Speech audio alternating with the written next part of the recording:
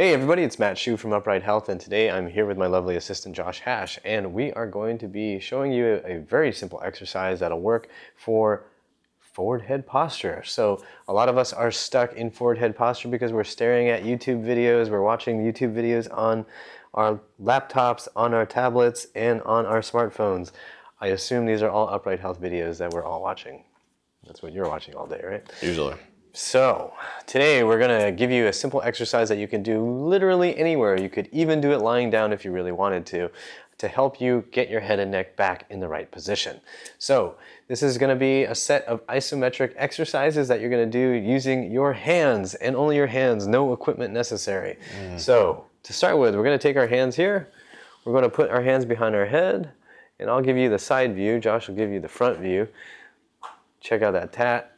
And what you're going to do is just keep your hands firmly where they are. You want to make sure your head and neck are lined up pretty much in as neutral a position as you can get them. So you don't want to be tilted up. You don't want to be tucked too far down. You want to be eyes on the horizon and head and neck as close to that neutral position as you can get it. Put your hands behind your head, and then you're going to press your head into your hands. So your hands and arms resist that motion, and you hold that contraction for a count of about 3 to 5, and then you relax.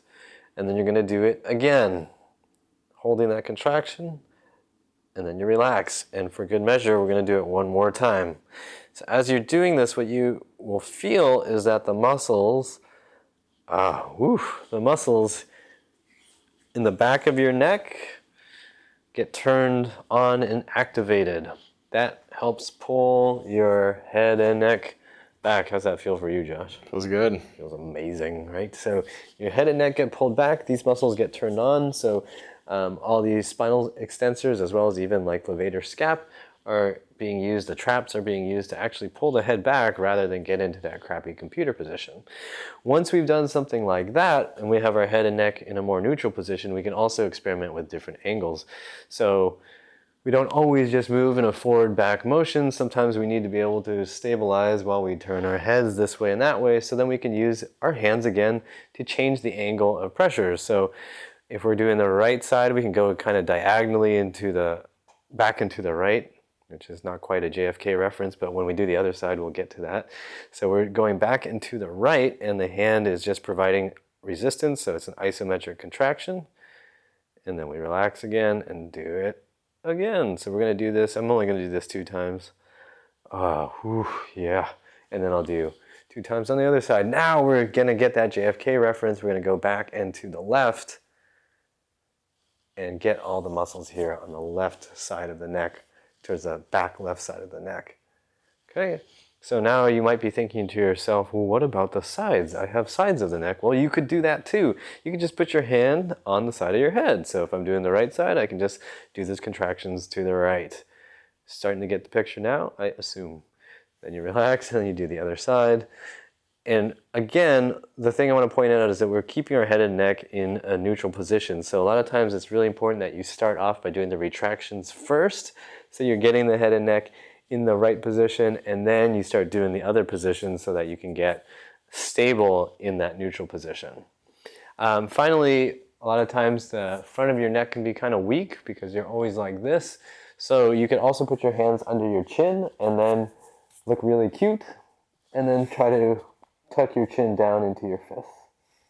Okay, your fists provide the resistance, and you shouldn't be talking while you're doing it like I'm doing. And then relax. And then you do it again, pushing down, and then relax. It's really important that you pay attention to how much effort you're putting in. You're not trying to do some huge, crazy, strong contraction. It's just a gentle to medium contraction to feel those muscles work, and that's it. This is a fairly important piece of your body, so you don't want to overdo anything around here.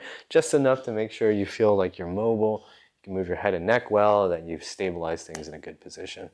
So hopefully that helps you get your head and neck in a better spot, and hopefully you remember that pain sucks. Life's in it. Hey, Broughton Mitkanoodle, thanks so much for your comment on our How to Set Goals in a More Effective Way video. To answer your question, for exercises that would specifically address hip dysplasia that we think might be helpful for you, we did already make a video on that, and you can find that on our channel. It's what exercises could be helpful if you have hip dysplasia and hip turn-in or hip internal rotation, we will provide a link in the description to this video. And also, you have nice hair.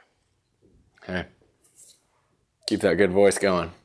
And if you're as good a cook as you are at coming up with YouTube names, I'd like to hang out sometime.